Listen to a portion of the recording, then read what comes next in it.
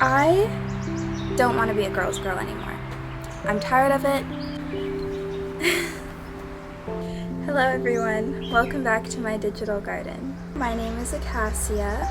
I started this channel because I wanted to be able to share my thoughts about life and about happiness and all of that stuff, but we're in this journey together. I call it my digital garden because I think that it is a way where we can grow together and put roots down so that we're stable and grounded and really fully formed as humans, as members of our families, members of our society. And yeah, thank you for watching. Don't forget to subscribe. I will be posting a new video every single Thursday, so don't forget to hit the notification button so that you don't miss the next one. I don't want to be a girl's girl anymore. I'm tired of it. I'm tired of the men versus women. I'm a girl's girl. I'm one of the boys, da da da. I'm tired of all of it. Now, I used to consider myself 100% a girl's girl. I will always stand by a girl, I will always support a girl, all of that. And while it's true that I always want to be able to support everyone around me, I came to the conclusion that we've created these labels that make us feel good about ourselves, but we're still contributing to a divided society. If I'm a girl's girl, does that mean that I'm not a human's human? I'm not on this planet to just pander to one half of the population or the other. Now, I'm not saying that we should be unkind to other women. My concern, however, is that we don't benefit ourselves or others if we take society in the opposite direction.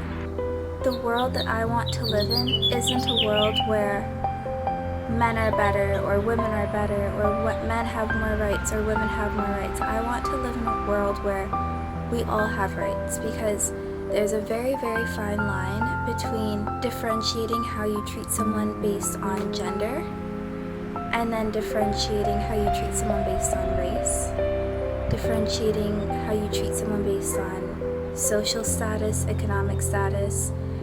These are all categories that we are conveniently placed into for simply that convenience. They don't bring us together, and the only way I think that we can grow is together.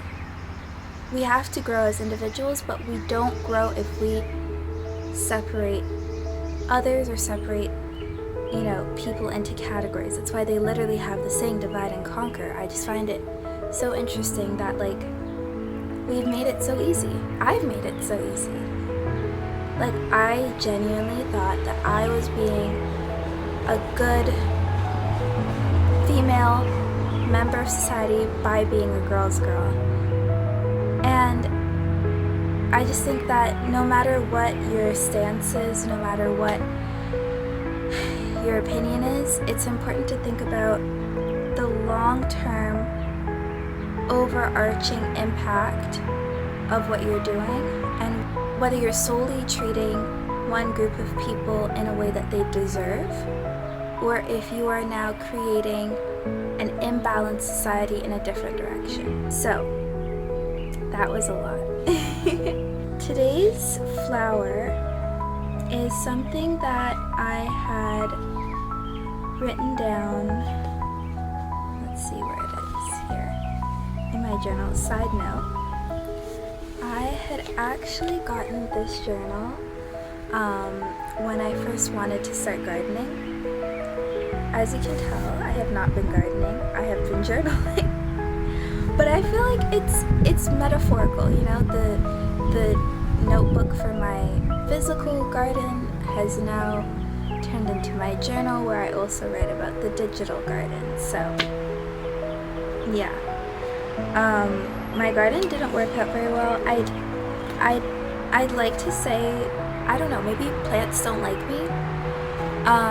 But more realistically, I am not good at planning out. Like, I tried to have a garden, I put it in a spot, and it was not a good choice. By the time the trees grew in, my garden was completely covered in shade, and so my flowers didn't grow. But it's okay, maybe I'll try again. Maybe I'll start smaller this time. Instead of trying to have like a big, like in the ground, huge like rows of plants, maybe I'll just try like, I don't know, like a planter or like maybe just a house plant. If I can keep that alive, we'll see. Anyway, so today's flower was from April 20th, 2026. And I think I'll just read it, how I wrote it in my journal. I don't want to take away from the message that Acacia from April 20th wanted to share. I hate it when people say, "Don't worry, your time will come." I know they mean well. They think that I'm waiting eagerly for Prince Charming to come along. But for some reason, hearing that feels more foreboding than reassuring. The thing is, I love love. I believe we all live for and by love, but not just romantic love. Self-love, agape love, family love, friendship love, the love that exists in nature. My problem is that in some cases, and not in all cases, but in some, the societal structure of relationships replaces the love that is supposed to define them. It becomes about possession and image when it should have been about devotion and support. So I don't hate relationships, but I think that I finally learned enough about myself to know what I need out of them. Love isn't about never letting go. Love is about walking together as far as you each wish to go. I think that last phrase segues really well into something that I wanted to talk about, or something that I want to talk about, something that I will talk about in this video.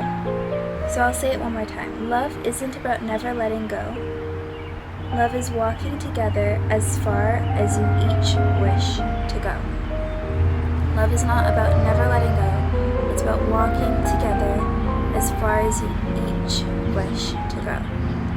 I had mentioned in that digital flower that stereotypical gender roles, that the societal definition of relationships, it creates a dynamic that's no longer about love. And I think that it also creates a society of polarized, incapable, and immature adults. It should never have been about women versus men. It's honestly taken me lots of thinking and discussion and, conversation to get to the point where I realized that I had an unhealthy, also therapy, I had an unhealthy view of men that was, infiltrating a lot of different aspects. We were having a conversation the other day, and I said how I expect my man to, provide for me, take care of me, but I don't want to have to cook and clean for him because I'm not his mom. And this guy told me, he's like, so why does he have to do everything for you? He's not your dad. And I was like, wait, you might be onto something there. I think that you need to be able to take care of yourself. I need to be able to take care of myself. You need to be able to take care of yourself. And I don't know if there's a timeline on when this has to happen. I don't know exactly how I would even necessarily define it, given that we're so complex and we have social needs, not just physical needs. But I do think that we should all be able to take care of our own physical needs in order to be functioning members of society. I don't see how a society where women can't make money but men can't make food, how that benefits anyone. At the end of the day, all relationships are temporary. Literally every single one. The only relationship that we have from birth until death is with ourselves. And as, lonely as that might sound, it's really not alone in a way, because you always have yourself. So I think it's really, really important that we appreciate ourselves and appreciate the relationships that we have with ourselves. And, even if you believe in a higher power, even if you believe in God and you have a relationship with Him, that's still something that formed as you grew up. And so I think that when we create this idea that we're going to find a relationship that completes us, we inevitably stunt ourselves. We don't give ourselves even a fighting chance at that point. One thing that I always refer back to is Maslow's hierarchy of needs. I don't know if you've ever heard of it. I'll put a picture up, but Maslow's hierarchy of needs is basically like this pyramid or triangle, depends on the picture you're looking at, and it is a theory by this philosopher, psychologist, one of the above. And he basically categorized all the needs that we have as human beings, and his theory states that we need level 1 to get to level 2, we need level 2 to get to level 3, we need level 3 to get to level 4, and then so on. Here, I'll read off the levels. So level 1 is psychological needs, so air, water, food, shelter, sleep, clothing. 2 is safety needs, personal security, employment, resources, health, property. 3, love and belonging, friendship, intimacy, family, sense of connection. 4, self-esteem, respect, self-esteem, status, recognition, strength, freedom. And then 5, which is, the ultimate goal that we all want to reach, is self-actualization, which is when you become the best you, the most complete you that you possibly can be. That is when you reach your full potential, grow your talents, you find true fulfillment. I think that although there can be, it's not necessarily completely linear, I think that it is important to realize that prioritizing level 3 when you haven't yet met level 1, or conflating level 1 and level 3 as an adult, not as a child, because as a child we have to have someone to take care of our needs, and that is typically the person who also provides us with a sense of love and belonging. But conflating too many of our needs, of our levels of needs as an adult, I think can be incredibly damaging to our chance of achieving self-actualization. And I think that the setup of traditional marriages, or the traditional marriage structure, whether and even in marriages where, I don't know, now I'm kind of rambling, but the setup of the traditional marriage structure means that your level 1 needs, your physiological needs, your food, water, shelter, depend on what should be your level 3 needs, which are love and belonging. Now, love and belonging can be more fluid, more fragile, but our need for food and water isn't. So what happens when the issues in relationships now create issues in our basic ability to survive? That's where it gets concerning, at least to me. And this is this is coming from someone who really, really believed in marriage. My number 1 goal was to get married, to have a good husband, small interruption. Okay, we're back.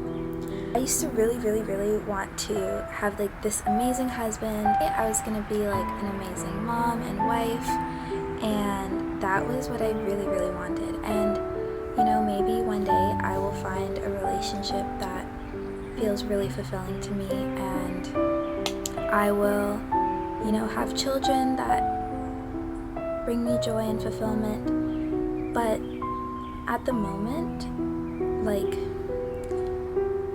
sometimes the thought of that sounds suffocating, and it's true that we all give up the freedom to do one thing by choosing to do another. There's an opportunity cost to everything. So if that's what you want, like, that is what you should do. The purpose of this video is to convey the message that it's important to be able to take care of yourself no matter what. If you have the most loving, amazing partner, you have the happiest marriage, which is the best case scenario if you do want a relationship, at some point one of you two is going to die. How is the one who lives going to keep going and have a life without that partner? Because that could happen at any point in time. That could happen when you're 30, when you're 40, hopefully not. Ideally it happens, you know, later on in life, but it could happen at any point in time. So how do we make sure that we can love fully and, you know, be truly connected to another while still remaining grounded and capable within ourselves? Maybe it's not about forever. Maybe it's about the immeasurable depth and value that the other person adds to our lives right now. Yeah, those are the thoughts for today. Do with that what you wish. Let me know your thoughts in the comments. Do you think that we should be able to function independently? Do you think that we're inherently codependent and that codependency is healthy and that that's why, you know, the marriage structure exists? Do you think that the man versus women conversation is healthy? Do you think that it's polarizing? Do you think that it's somewhere in between? I'd love to hear your thoughts. If there's anything that I want you to take away from this video, it's that it should never be about anyone versus anyone. It's about being the most complete version of yourself that you can be. And you don't need someone else to make you that person. You already have all of it within you. And yeah, it's just a matter of finding it and, you know, taking that time to get to know yourself and allow your knowledge of yourself to guide the way in which you walk through the world. And remember that the people you come across are supposed to enrich you, and they're not there to live life for you. No one is here to live your life for you. It's your life. It's your responsibility. But there are so many people who can add so much beauty to your life once you've gotten to the point of carrying your life for yourself. Anyway, thank you again for watching.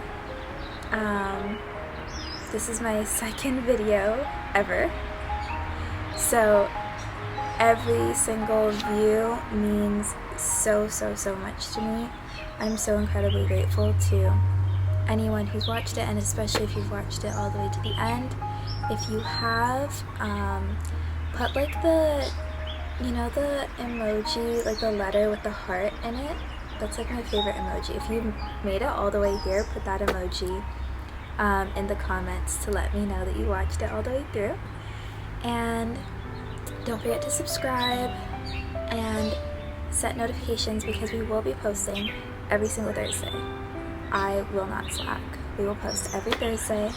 And yeah, I hope that you found some value in this. I hope that, as always, I hope that you find peace and comfort in everything that you do. And I hope that you remember that you have everything you need in you. And, you know, we're all figuring it out, but at least here we can figure it out together. So, thank you for being here for this week's episode of My Digital Garden, and we'll see you next week. Bye!